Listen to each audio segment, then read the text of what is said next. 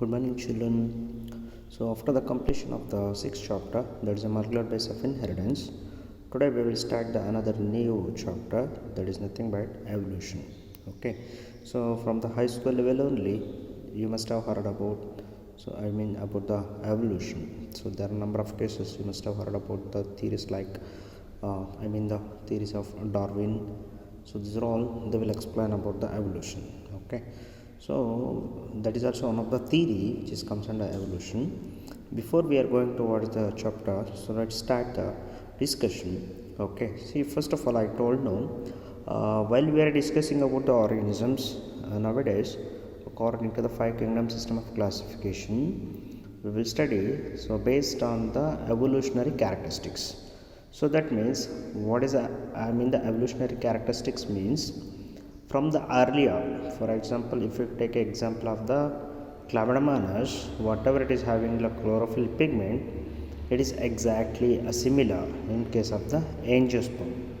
Okay, so and whatever the metabolic activities or the biochemical reactions you can see in unicellular organism, that can be seen in higher organisms also. There is a multicellular organisms.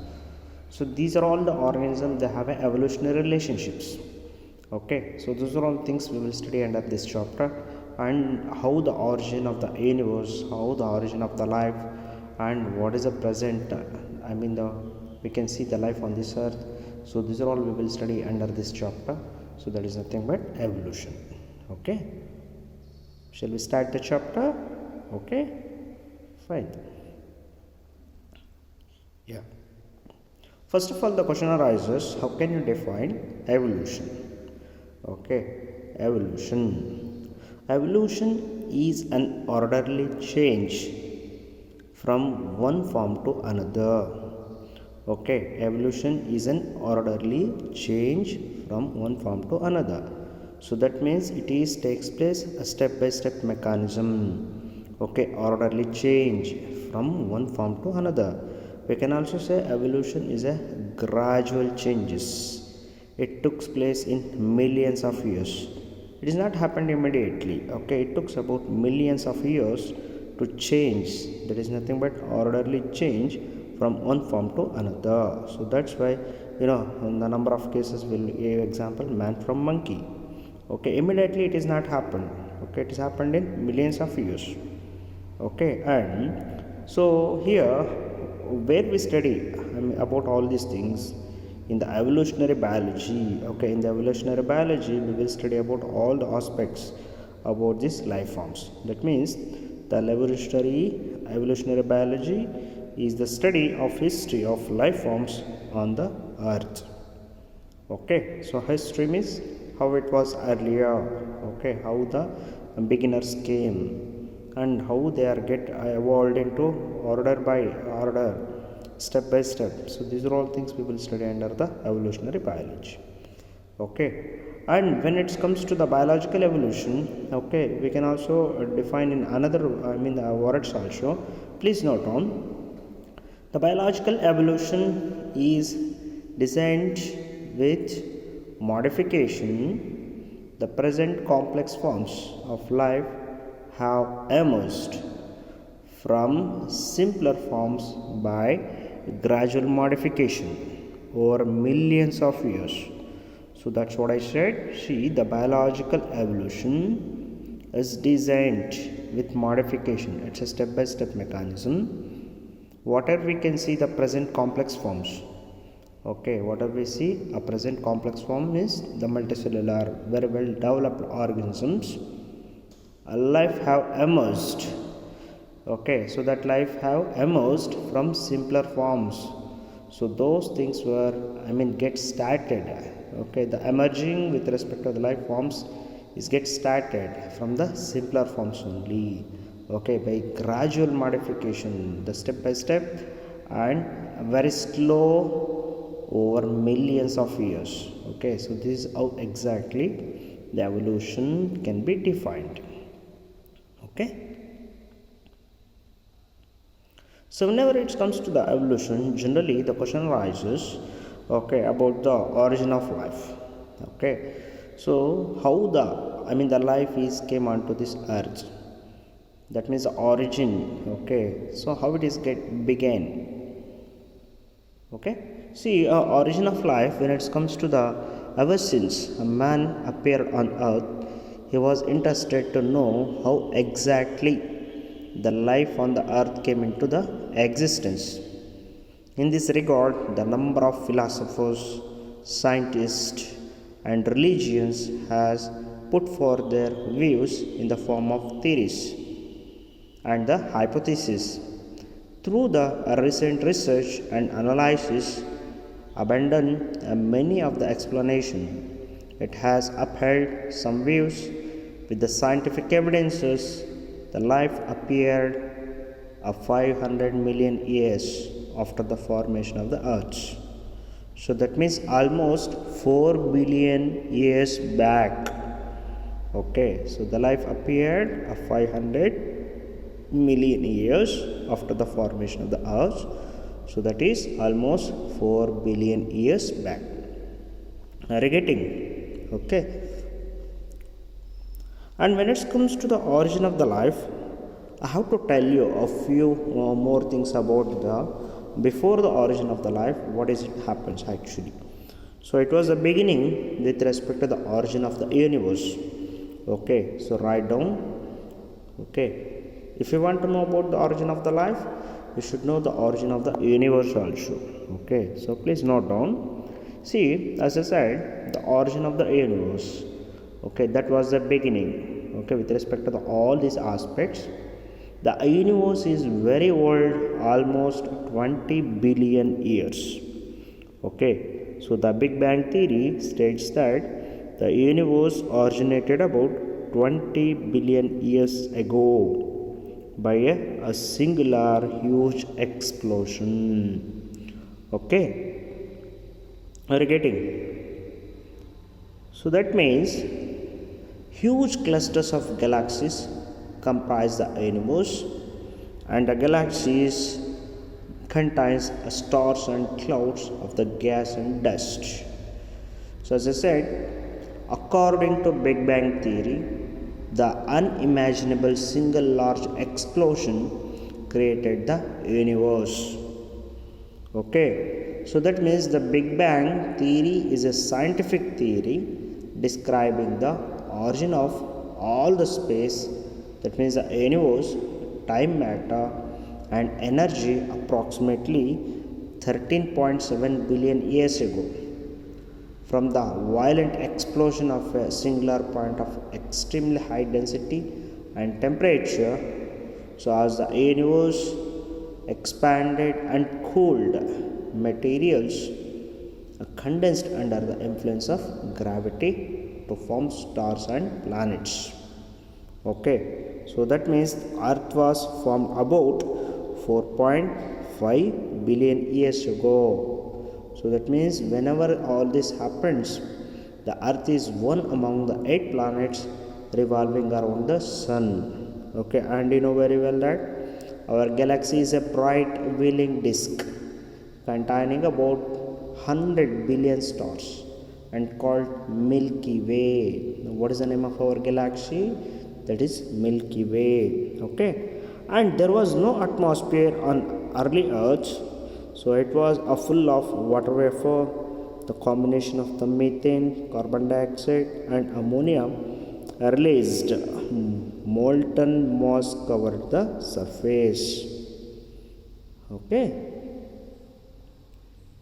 So as I said, so after that, okay, how that expansions and the formation of the atmosphere, the ultraviolet rays from the sun broke up water into hydrogen and that is the oxygen molecules. Oxygen combines with ammonia and methane to form water and carbon dioxide. So that was the beginning of the atmosphere, the formation of the atmosphere on the earth. Okay, and the ozone layer, okay, whatever we are discussing now, it's about 25 kilometers from the earth's surface, right? Yeah, so that ozone layer was also formed in those days only. As it is cooled, the water vapor fell as rain to form oceans. Life appeared almost 4 billion years ago. Okay, life appeared, that means the 5 million years after the formation of the earth, that is almost 4 billion years ago. So this is exactly the origin of the life. Okay, it is also known as theory of biopoiesis. Bio, Biopoiesis, origin of the life, or we can also say the theory of biopoiesis. So after this one, we have to discuss about the theories. Okay, so the theories of origin of the life. There are different type of the theories they try, and as well as the different type of the scientists or evolutionary experts, they try to explain in their own the way. But fortunately, unfortunately, some of them are gives the scientific explanation as well as the evidences, and few are not able to satisfied, as well as they are not able to explain completely. Then those will be considered as drawbacks. Okay, so let us study one by one what are the theories of the origin of the life. Okay, which is try to explain how the early, so that means the how the early life which is came and exist on the earth. Okay, don't you feel interesting? Yeah, if you feel interesting, it will be interesting only. If you feel bore, means it will be bore only. Okay, so that means, so generally being a scientist or the science students, okay, if they feel interest, then only they can move towards the next levels. Okay, so be curious to know about all these things. Okay, so let us discuss the theories of origin of the life. Few theories, okay, which is try to explain the origin of the life. In that one, the first one is theory of biogenesis, theory of that is abiogenesis, first one, and the next one theory of biogenesis, theory of panspermia, theory of creationism. Okay, it is also known theory of special creation, and the last one is theory of chemical evolution. Okay, so these are all the different theories which is try to explain the origin of the life on the earth. Okay, so let us discuss one by one. In that one, first one is the theory of spontaneous generation. The theory of spontaneous generation, it is also known as theory of abiogenesis. Okay, the theory of abiogenesis, it is also known as theory of spontaneous generation. Okay, what is that exactly? Okay, so actually, so this theory was put forth by Greek philosophers and was supported by Aristotle. Please note down. Okay, some of the things are not mentioned in your textbook, so those things you should note down. Okay, it is helpful for the competitive. So the theory of abiogenesis, it was put forth by Greek philosophers and was supported by Aristotle. And this theory was supported by von Helmont. Von Helmont, V-O-N, von Helmont, H-E-L-M-O-N-T, Helmont, in 1642. Okay, it states that life came out of decaying and rotting matter like straw, mud, etc. So that means it believed that the life originated from non-living material spontaneously and continuously. Okay, so they believed that the elements like air, water, fire and earth have vital force or active principle, the force generating life, to transfer a lifeless matter into living things. Okay.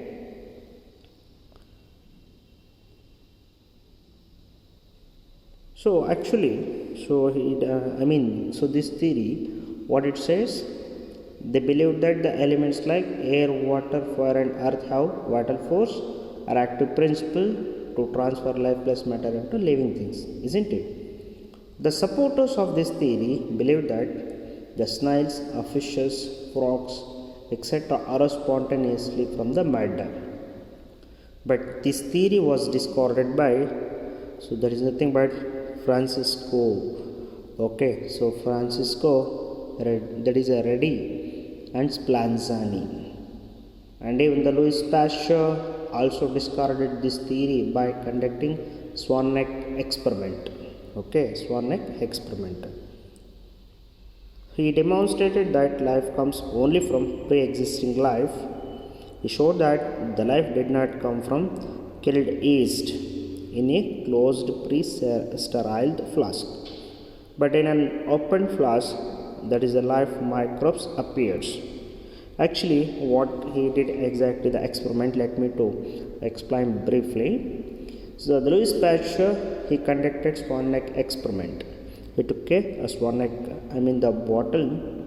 He collected the yeast. Okay, he collected the yeast as a broth or the growth nutrient medium.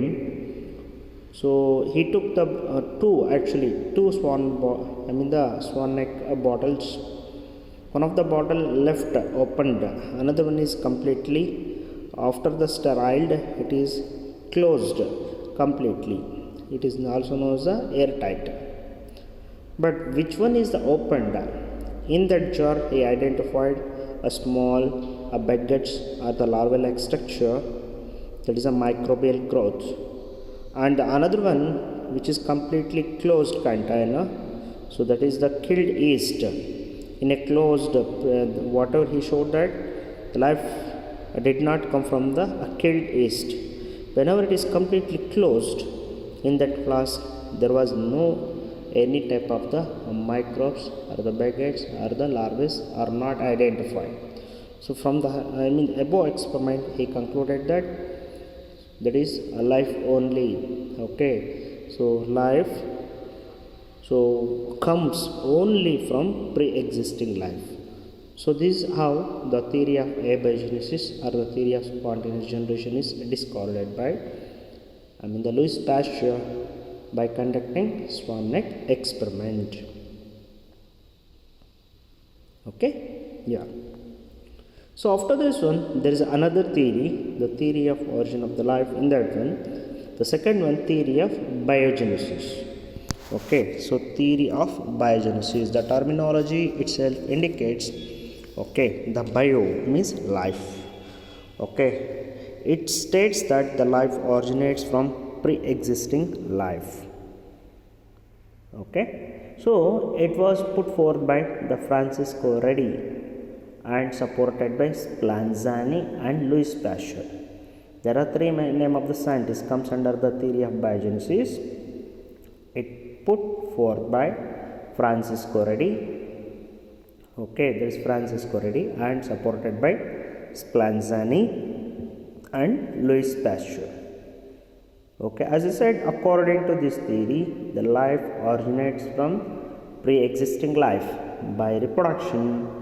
So they use the terminology life begets like. Write down, please note down, the life begets like. Life, life begets, B-E-G-E-T-S, begets life, L-I-F-E. Okay, so that means the life originates from pre-existing life by reproduction. But the theory doesn't explain how the first life came into existence on this earth. Okay, so this is the theory. So theory of biogenesis, which were given by the Francisco Redi and supported by Splanzani and Louis Pasteur. Okay, so there is a drawback. Okay, there is a drawback. That means, what's the drawback or the limitation of this theory? It does not explain origin of a first life. Okay, that is a very big drawback. So after this one, so next theory, the theory of Cosmozoa or panspermia. Okay, it is also known as cosmic theory. Okay, so the cosmic theory or theory of panspermia or the theory of Cosmozoa or panspermia, everything is the same only. Okay, so actually this theory, so that means theory of Cosmozoa or panspermia was put forth by Richter. Write down Richter, R-I-C-H-T-E-R. T.C.H. Richter in 1865, which believes that life on Earth come from a distant planet in the form of life spores or microorganisms called cosmozoa or panspermia. Are getting? So why it is named as cosmozoa or panspermia theory? So it was put forth by Richter in 1865, which believes that the life on the earth come from a distant planet in the form of life spores or microorganisms called cosmozoa or panspermia, which were preserved within the meteoroids. Okay, which were preserved within the meteoroids or heavenly bodies. When the meteoroids stuck on the Earth's surface, cosmozoa were released. So this evolved and produced different species that are present today. Okay, so this is how exactly. Okay, so that means the theory of cosmozoa or panspermia explained about the origin of the life. The next one is the theory of origin of the life. So that is nothing but the theory of a special creation. It is purely, so it is also known as theory of special creation or mythological concept. Okay, so it is one of the oldest of all the theories. According to this theory, all the living beings on this earth were created by God or supernatural power. Okay, and there are different religions they try to explain with their own manner. Okay, but here, so since the science deals only with observable phenomena, so this theory can neither be proved or nor disproved. The believing or living, it is related to their mythological, the issues or the mythological beliefs. So that's why the science deals only with observational phenomena. You know very well that. So this theory can neither be proved or nor disproved. That's why this is also one of the reason for the generally discarding, the reason for the discarding of the theory of special creation. Okay, yeah. After this one, there is another important theory. So that is nothing but theory of chemical evolution. Okay, theory of chemical evolution. So it is the most widely accepted theory which states that the life originated from chemicals through gradual progressive changes over a long period of time. Okay, so that means this theory was put forth by two workers independently. There is nothing but the Russian biochemist Alexander Oparin, who published it under the title The Origin of the Life, and a Scottish physiologist J.B.S. Holden. Okay, so this theory was proposed by Oparin and Holden. So that it means the complete name of the scientist Alexander Oparin and J.B.S. Holden. And this theory suggests that the life originated from inorganic substances which were transformed into organic substances, which in turn are transformed into colloidal system to produce the first form of the life. Okay, so that means so the first form of the life was originated from non-living inorganic and organic molecules, the combination of inorganic and organic molecules such as methane, ammonia, water molecules, sugars, proteins, nucleic acids, etc. So that means abiogenesis first, but biogenesis ever since. Okay, so in order to understand this theory, it is essential to know the origin of the earth and its prebiotic environment. So then only we can understand the theory of chemical evolution also. Okay, fine. So one of the theory, so there is a theory of the chemical evolution which is supported by or which is completely proved by experimental evidences. Okay, so by the Miller, there is a Urey-Miller experiment. Okay, Urey-Miller experiment which supports the theory of chemical evolution. Let me to explain about the theory of chemical evolution by Urey-Miller experiment. In 1953, okay, there are two names of the scientists, Stanley Miller and Harold Urey. They were actually from the University of Chicago, designed an electric discharge closed flask experiment, that is simulating a primitive atmosphere using an apparatus. This experiment is evidence in support of chemical evolution. Okay, so that means Miller designed a glass apparatus called spark discharging apparatus. The air from the apparatus was removed by using vacuum, cork, and it sterile.